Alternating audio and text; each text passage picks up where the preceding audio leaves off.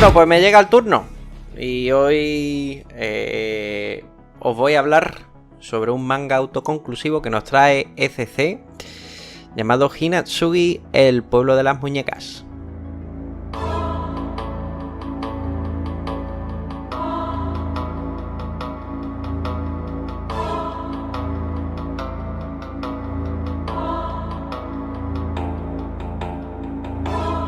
Bueno, pues ya sabéis que bueno, a veces me gusta experimentar en el tema del mundo del manga autoconclusivo, a veces pues de manera más acertada, a veces de menos. Ya incluso tenemos ese monográfico que hicimos en su día sobre tomos autoconclusivos en el mundo del manga.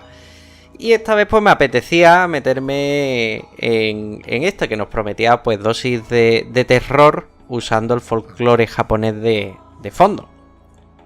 Atraído por esa portada que quiero mencionar, que CC pues nos trae en una edición pues B6 con su ya característico loguito del cuervito en la línea de terror. Este tomo, que con un diseño de portada fabuloso en cuanto al dibujo que nos trae Aki Shimizu, que es la mangaka.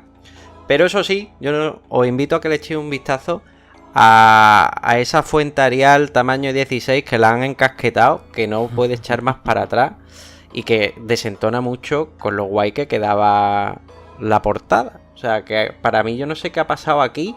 Este es el mismo que se ha puesto a editar y a maquetar el tema de los jóvenes titanes. Estaba de copas con el de Panini cuando estaba haciendo ese tercer volumen de Magic Order. No lo sé qué ha pasado ahí, pero bueno, me parece un poco chusta esa lección de fuente, todo hay que decirlo. Poco trabajado, sobre todo si ves la edición japonesa, que sí está bien integrado el texto y demás. Aquí parece lo que tú has dicho, la Tiny Roman y tiramilla, sí. Y sombrita paralela. Bueno, pues un poco cutre, pero bueno, por lo demás, bien en cuanto al diseño.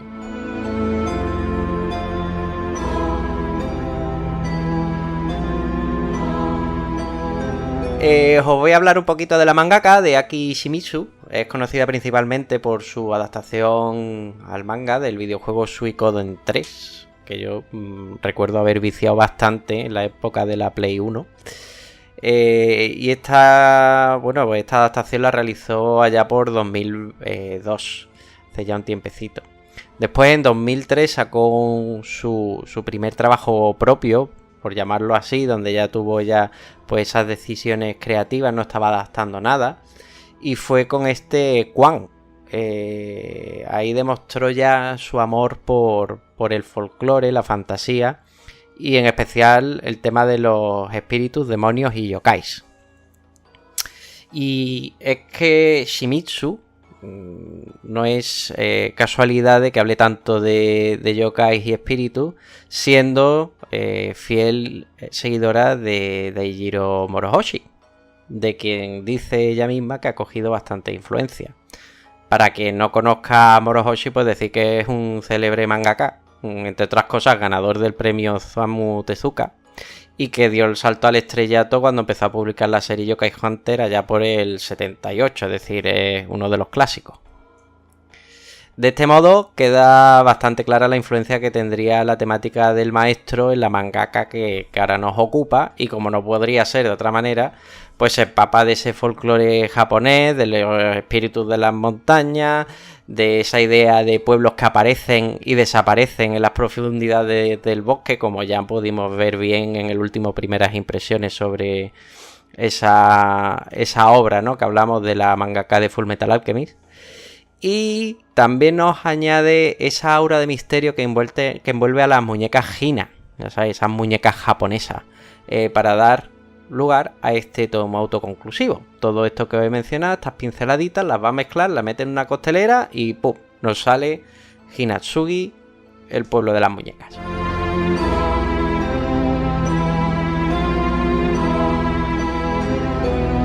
En cuanto a la sinopsis, pues decir que la historia abre con un grupo de universitarios que se pierde en lo profundo del bosque, y es cuando una niña bastante misteriosa les ofrece refugio para la noche, donde resguardarse de la lluvia.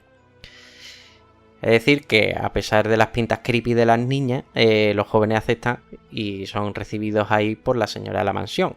Cosa que a mí me hace mucha gracia de todas las pelis de miedo y demás, que es que te viene alguien con unas pintas que dices tú, tío, sabes que algo chungo va a pasar si sigues a esta persona, ¿por qué coño lo sigues, no? Bueno, pues esta niña que aparece en mitad de la nada, ¿sabes? Una buena ya noche en mitad del bosque, le dice, venid conmigo, y ellos van, ¿no? Digo, hay que ser gilipollas también.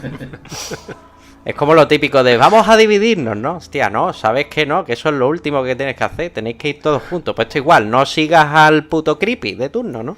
La rubia que baja sobre el sótano, ¿no? Exacto. O sea, es que hay cosas que ya sabemos que no se deben hacer y luego pues pasa lo que pasa, ¿no? En fin. Todos se quedan sorprendidos por la apariencia añeja de esta casa, ¿no? Y su estilo desfasado, un poco casi feudal. Así como por la presencia de muñecas Gina en una de las estancias. Esto además les resulta pues bastante peculiar, ya que como sabéis, estas muñecas, si os gusta un poco la cultura japonesa, suelen exhibirse solo durante el Hinamatsuri, que es el llamado Día de las Niñas, ¿no? Y esto pues ya lo sabemos los que leemos manga gracias a, entre otras cosas, Sexy Cosplay Doll, ¿no? Donde Goyo, el protagonista masculino, diseña este tipo de muñecas, ¿no? Uh-huh. Eso sí, a diferencia de las que hace Goyo en Sexy Cosplay Doll, estas son muy mal rolleras. O sea, son las típicas de peli de miedo, ¿no? O sea, con desquebrajadas, con una pinta como que no invita a jugar con ellas, ni a observarlas, ni siquiera a estar en la misma estancia, ¿no? Brian, la que tú pondrías en tu mesita de noche. Exacto. Además mirándote. Claro que sí. Para dormir tranquilito. Bueno, pues lo dicho, haciendo caso omiso de toda esta atmósfera raruna de la niña creepy y de la señora de la mansión con cara de pocos amigos, los universitarios dicen, pues sí, venga, nos quedamos en la casa. Y claro, es cuando se tuerce todo, obviamente. Les pasará una serie de cosas, que la dejo ahí para el que se quiera embarcar en esta aventura, y decir que, bueno, de pronto parará ahí después de esa noche y veremos en las sucesivas páginas y capítulos cómo van llegando más personas perdidas a la aldea y le ocurrirán distintas situaciones pues un poco bastante grotescas.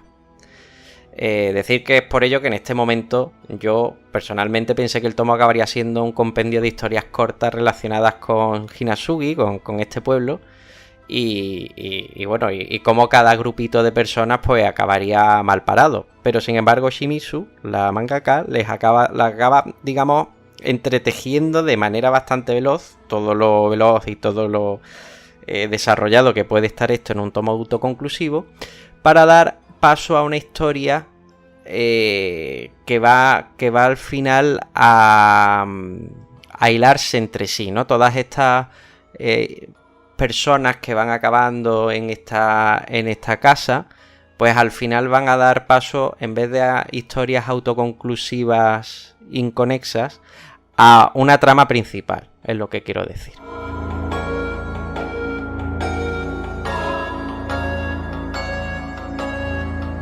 Con todo esto nos vamos a encontrar con una historia autoconclusiva correcta, pero no sorprendente, ¿no? Como ya me ha ocurrido con la mayoría de tomos autoconclusivos en mi haber, pues no consigo, por ejemplo, conectar con los personajes y su destino al final me acaba resultando más anecdótico que otra cosa. Yo creo que esto aquí coincidimos bastante de los presentes y nos ha pasado con muchos de esos tomos autoconclusivos.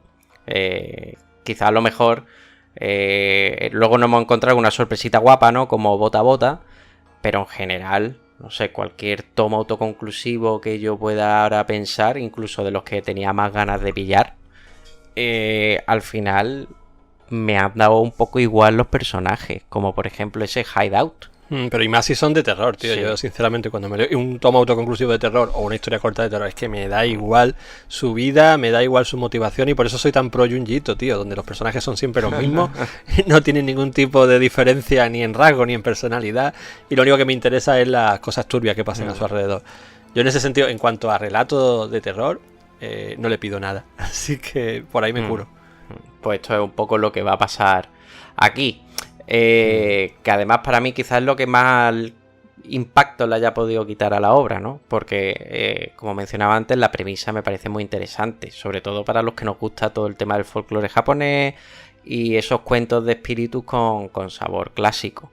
No es como, por ejemplo, tú mencionabas a Junji Ito, ¿no? Que intenta crear su propio universo con su propio folclore y figuras retorcidas, ¿no? Y demás, que sí que tira de ese folclore japonés, pero lo hace suyo. Este Hinasugi yo creo que se queda un poco más en ese folclore clásico. Y a mí me gustaba mucho esa premisa porque me gusta mucho ese rollo.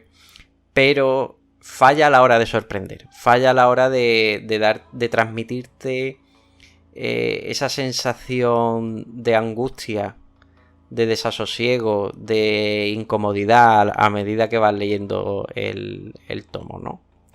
Y yo creo que en parte se debe al dibujo, ¿vale? El dibujo me gustaría mencionar que es un dibujo correcto, que tiene un estilo agradable, pero que por momentos se torna un poquito inconsistente, no llega a mantener el nivel que en algunos paneles, en algunas viñetas vemos, porque realmente sorprende y dices tú, esta viñeta me mola, ¿no? Qué pena que no sean todas así, porque al final algunos caen en eso, en ser como un poco insípidos, ¿no? En descafeinados y no consiguen a lo mejor darte con la idea que te está intentando transmitir, por ejemplo, de cuerpos cercenados y luego cosidos entre sí, ese asquito que te debería dar, ¿no? Ese tono grotesco que te quiere transmitir no te lo llega a transmitir por el dibujo tanto y se queda muy descafeinadito todo. Por ejemplo, yo pienso en Mushihime, ¿vale? Ya sabéis que a mí lo de los insectos me da mucho asco y yo creo que ahí esa sensación sí la viví de estar cogiendo las páginas incluso con 2 deditos nada más, así como me da un poco de repelús, voy a ir pasando ya de aquí, ¿no? En este caso no. Y la idea, pues yo creo que la que nos quería transmitir Shimizu era prácticamente eso, ¿no? El dar un poquito de asco y de desasosiego, pero para mí no lo consigue. Yo cuando lo estuve ojeando, tío, noté eso precisamente que estás comentando, como que le faltaba un poco eso que el dibujo te impactara. A fin de cuentas, como hemos hablado muchas veces, el manga de terror no tiene muchos recursos que sí tiene el cine. Y yo creo que tiene que abusar un poquito más del dibujo a la hora de causarte, pues, o asco, o la sensación que quiera, o la tensión y demás. Pero lo vi todo como muy homogéneo, ¿no? Como muy blanco, muy neutral. Personajes que no parecían realmente de un manga de terror en este caso, eran, no sé, como muy genérico quizá, por decirlo de alguna forma. Y además no me encrucé, que es una cosa que siempre hago con los mangas del terror, con ninguna viñeta que realmente me dijera, hostia, qué momentazo más loco, ¿no? Yo qué sé, yo lo vi como todo demasiado de bajo rango, podríamos decir, dentro del terror. No sé si después cuando te lo estás leyendo te encuentras realmente algunas escenas que te causen un impacto brutal o qué. A lo mejor en ese, como no me lo leo, ya te digo, no lo puedo decir, pero yo fue lo que me falló, lo que me hizo que me echara un poquito para atrás. Que en cuanto tú te ojeas, por ejemplo, un manga de Junji Ito, no hay, cada 2 o 3 páginas te acabas encontrando un tío retorcido o un personaje que está con una cara que te deja cuadro, etcétera, etcétera. Esas son las cosillas que a mí me dan vidilla. Y de aquí realmente no lo vi. Hay algunas cositas, ¿vale? A su favor decir que, por ejemplo, donde yo creo que pone toda la carne en el asador es en la figura que podéis ver en la portada, que se llama Kiriko, que bueno, es una joven que vive en esa cabaña con la mujer esta de la que he hablado y con la niña creepy y los otros habitantes. Y es verdad que no quiero desvelar mucho de esta figura porque como lo haga ya me cargo el tomo para quien lo quiera leer, ¿no? Entonces por eso he pasado un poco de puntillas por ahí, pero su diseño está muy guapo. Luego vais a encontrar una persona que le cortan la cabeza y se la pegan, por ejemplo, a un gato y te encuentras esas cosas curiosillas que quieres ver en un manga de terror japonés. Pero es verdad, lo que te decía antes, te las vas a encontrar un poco desperdigadas y vas a tener ese, digamos, ese dibujo inconsistente que mencionaba antes y que te va a sacar un poquito. No te va a conseguir. Le quita impacto, digamos, sí, ¿no? Sí, totalmente. Para mí esto queda como una especie de... Tenía una idea de puta madre, pero a lo mejor al ser autoconclusivo me tuve que contener demasiado y no pude desarrollar todo lo que yo quería. Quizá pueda funcionar muy bien para el que tenga poco bagaje dentro de lo que viene a ser el manga de terror, pues por entrar por aquí, si no has leído a Junji Ito antes, pues esto lo vas a saborear, te va a gustar. Y luego vas a ver a Junji Ito, entonces ya vas a saber lo que es Canela Fina, ¿no? O otras obras de terror de manga que ya hemos comentado en la estación. Pero si ya tienes un bagaje y un conocimiento, este se va a quedar pues sosete.